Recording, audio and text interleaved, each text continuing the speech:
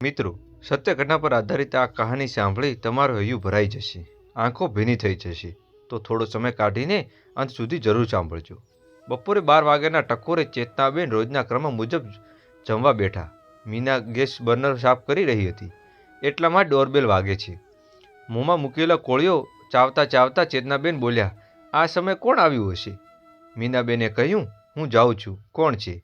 હાથ ધોઈ ડ્રેસનો દુપટ્ટો સરખો કરતા મીનાબેન બારણું ખોલવા અને તરત આનંદી બોલી ઉઠી, મેડમ, તમે સવારે ફોન કરી દીધો હોત તો આજે તમારું ભાવતું કંટોળનું શાક, જુવારનો રોટલો અને દાળ ભાત બનાવ્યા છે. જરા વધારે બની દેત. માહીએ કોઈ પ્રક્રિયા આપી નહીં. ડાઇનિંગ ટેબલ પર બેઠેલા ચેતનાબેનના માન મેડમ શબ્દ સાંભળતા જ શરવાતા થઈ ગયા. એમને વિચારવા આવ્યો, માહી આ સમય અહીં ક્યાંથી? આજે ઓફિસ નહીં ગઈ? ચેતનાબેને થોડા મોટા સ્વરે કહ્યું. માહી આવી. ચાલ બેટા, જમવા. સાસુ વહુ ઘણા દિવસો સાથે જમીશું. માહીએ સોફા પર નર્સ મૂકવાનું કહ્યું. મમ્મીજી, તમે જમી લો, હું અહીં બેઠી છું. મીનાએ પંખો ચાલુ કર્યો અને પાણી લેવા રસોડામાં ગઈ. ચુલબુલી બલબુલ જેવા માહી આવતા ઘરના આખું વાતાવરણ જ એમના અવાજથી ભરી દેતી હતી. આજે એવી શાંત જોઈ ચેતનાબેનને પેટમાં ફાળ પડી. એમણે જમવાનું ઝટપટ પતાવી દીધું. મીનાએ લીંબુ પાણી બનાવીને માહીને આપ્યું. માહીએ ઈશારાથી મિનિક્ષાને ગ્લાસ ટેબલ પર મૂકવા જણાવ્યું. મીનાએ પૂછ્યું, મેડમ કેમ બહુ શાંત છો?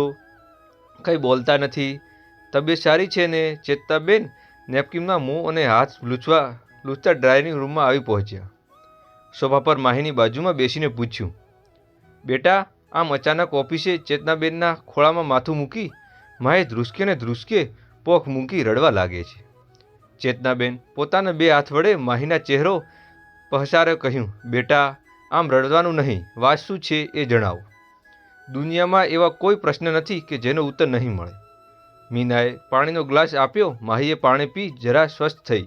ચેતનાબેનને મીનાની વાસણ ઉટકતા જણાવ્યું, આમ તો મીના નાની હતી ત્યારથી, એટલે કે 30 વર્ષની, આ ઘરમાં કામ કરતી હતી. તેથી ઘરની દરેક વાત એને ખબર જ હોય. છતાં આમ કરનારાઓની સામે ઘરની વાત ન થાય એની ચેતનાબેને કાળજી અને સંભાળતા રાખી. ચેતનાબેને માહીને બરડા પર હાથ ફેરવી કહ્યું. ત્યાં ચેતનાબેન ઘરમાં પ્રવેશ્યા. એમણે ખ્યાલ આવ્યો કે કંઈક ગંભીર મામલો છે. ચેતનાબેને આંખમાં ઈશારાથી એ વાતને ગંભીરતાથી સમજી ગયા. એમણે પાણી માટે મીનાને કહેવાના બદલે જાતે જ હાથ અને મોં ધોઈ પાણી પી ડ્રાઇવિંગ રૂમમાં સોફા પર આવીને એમણે કહ્યું, બોલ બેટા, આજકાલ શું ચાલે છે? તમારે સુરતમાં ડેન્ગ્યુ ફ્રી વેક્સિન છે, આથી લેબમાં ખૂબ કામ રહેતું હશે નહીં? અરે, તમારી આંખો ખૂબ જ લાલ દેખાય છે, મોં પણ ઉતરેલું છે. શું વાત છે? માહીએ વાત માંડી. મંત્રને આજકાલ તેની ઓફિસમાં છોકરી સાથે વધુ ફાવે છે. આ વાતને 15 દિવસ પહેલાં જાણ થઈ. મેં વોચ અને વેઇટ કર્યું, પણ હદ હવે થાય છે. ગઈકાલે અને કહ્યું કે ઓફિસમાં કામથી ગોવા જઈ રહ્યો છું, પણ મને બહારથી ખબર પડી કે ચીબાવલી સાથે ગયો છે. ચેતનાબેનને આંખોને ઈશારો કરી માહીને સાંભળી લેવાનું કહ્યું. ચેતનાબેને કહ્યું, બેટા, સાચે જ કામ માટે ગયો હશે. આવી રીતે પતિ પત્ની સંબોધનમાં પહેલી શંકા રાખવી ન જોઈએ.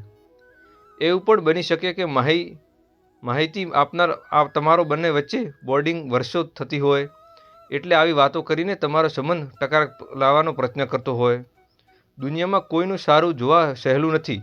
તમે બે એકલા, બંનેની સારી જોબ, તમારી જોડી જોઈને તો ભલભલાને અદેખાઈ આવે. આથી તો ભંગાણ કરવા માટે કાન ભરતું હશે. વળી બેટા, આંખે જોયેલું અને કાને સાંભળેલું બધી વાત હંમેશા સાચી નથી હોતી. આથી તું જરાય ધીરજ રાખ. તારા જીવનને આમ સનેતાપ નહીં કરે. ચાલ, પપ્પાની સાથે જમવા બેસી જા. હું જાણતી જ હતી વરની માં વરને જ વખાણશે. વહુ તો ગમે તેમ. માહી જરા આવેશમાં આવી ફટાફટ બોલી ગઈ. પછી એને અહેસાસ થયો કે મારા વડીલોને સામે આમ અસભ્ય રીતે વાત ન કરવી જોઈએ. એ જરા શાંત થઈ પડી અને ચેતનાબેનના ખોળામાં માથું મૂકીને રડવા લાગી. રડતા રડતા બોલવા લાગી, મમ્મી પપ્પા, તમે જો જાણો જ છો કે મારી મમ્મી મારી સાથે પોતાની નથી.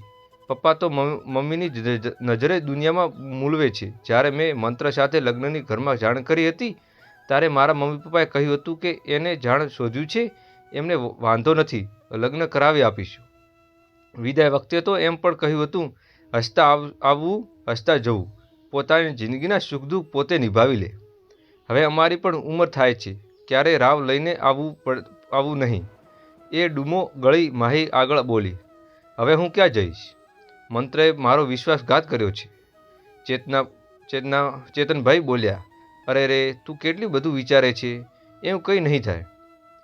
એમ બેઠા છીએ અને અન્ય ધ્યાન નહીં થવા દઈએ.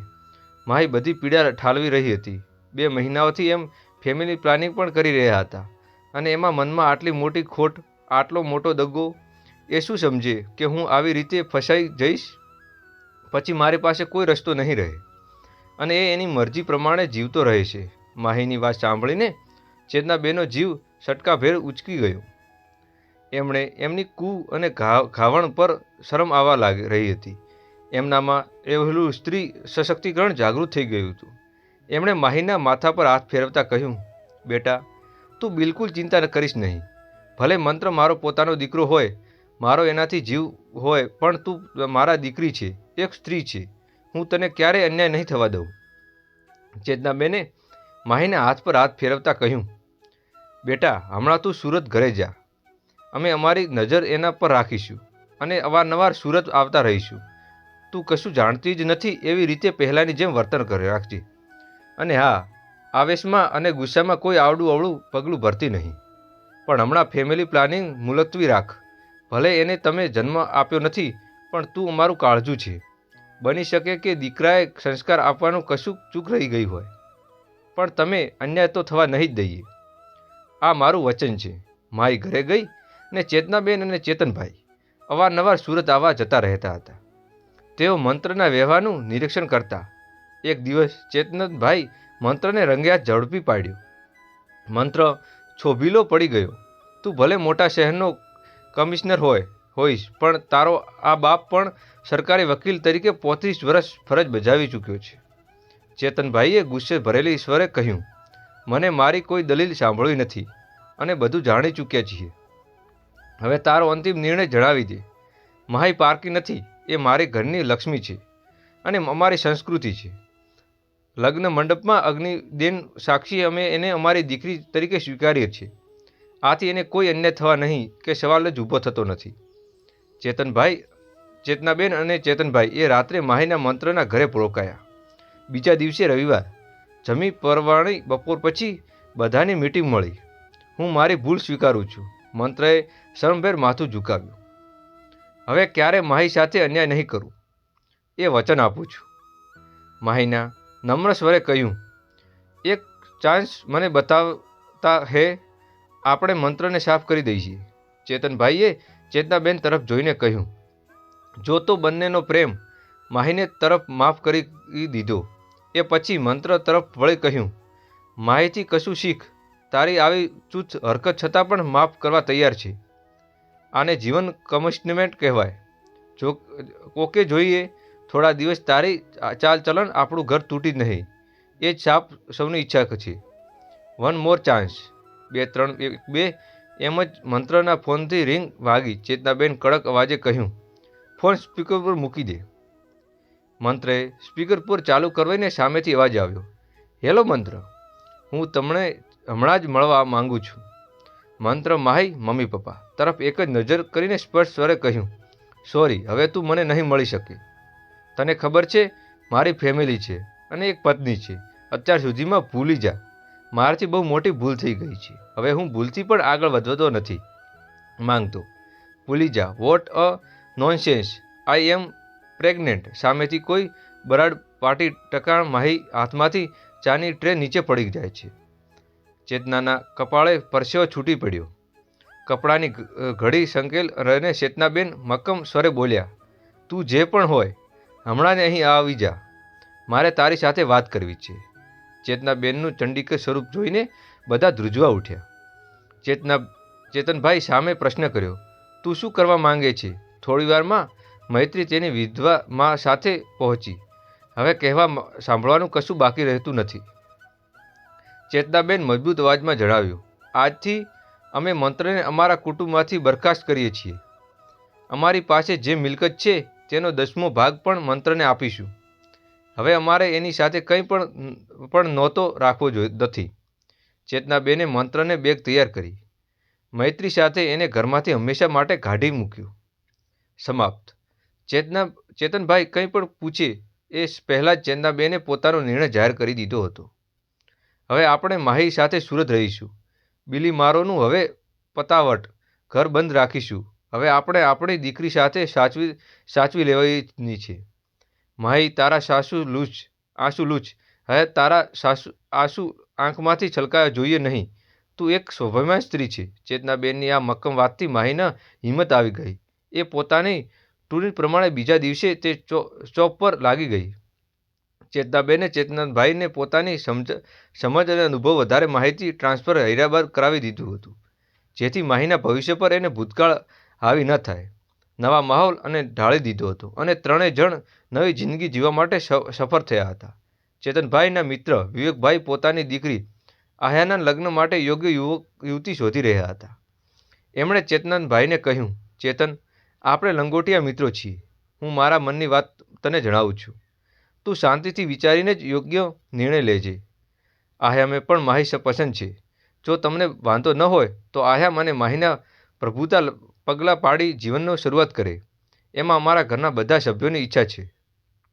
ચેતનભાઈ અને ચેતનાબેન માહીને સમજાવ્યું, બેટા, હવે અમારું પણ ઉંમર થઈ રહી છે.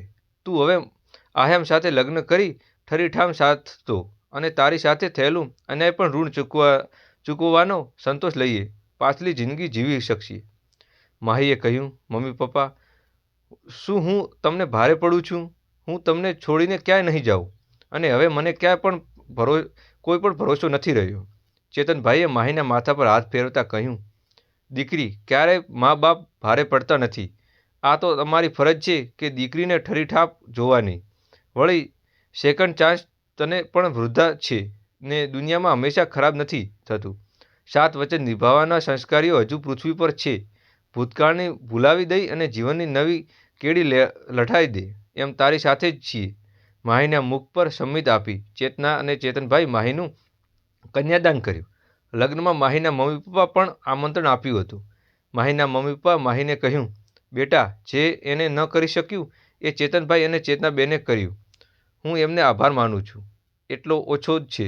બેટા, તારો પિયર જન્મદાન ઘર છે, પણ તારું બીજું પિયર જીવનમાં કોઈ પણ તબક્કે અને કોઈ પણ સમયે તારા માટે બારણા હંમેશા ઉઘાડા રહેશે.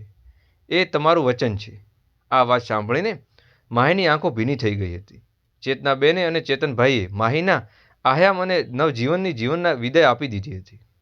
મિત્રો, આ કહાની જો તમને પસંદ આવી હોય તો વિડીયોને લાઇક કરી અને નીચે આપેલું લાલ કલરનું બટન દબાવવાનું ભૂલશો નહીં અને અમારી ચેનલને સબસ્ક્રાઈબ કરવાનું ભૂલશો નહીં, જેથી આવી સારી કહાનીઓ અને રસપ્રદ કહાનીઓ તમારા સુધી સમયસર મળતી રહે. સાથે જ મિત્રો, એક વાત, આપણે આ ચેનલને જોઈને બાકીના વિડીયો પણ જોઈ લેજો. તે પણ આવી જ કહાનીઓ સાથે ભરેલા પડ્યા છે. મિત્રો, તમને આ વિડીયો સારો લાગ્યો હોય તો અમારી ચેનલ લાઇક કરો, શેર કરો અને સબસ્ક્રાઈબ કરો અને તમારા પરિવારજનોને શેર કરવાનું ભૂલશો નહીં. ખાસ એકવાર બાકી રહેલી કહાનીઓ પણ સાંભળીને વિનંતી છે. ફરી મળશું મિત્રો નવા એપિસોડ સાથે. રજા આપશો. ખૂબ ખૂબ ધન્યવાદ. જય માતા ગોગળ, જય મા શ્રી કૃષ્ણ, જય શ્રી રામ, જય શ્રી રામ, જય શ્રી રામ, જય શ્રી રામ.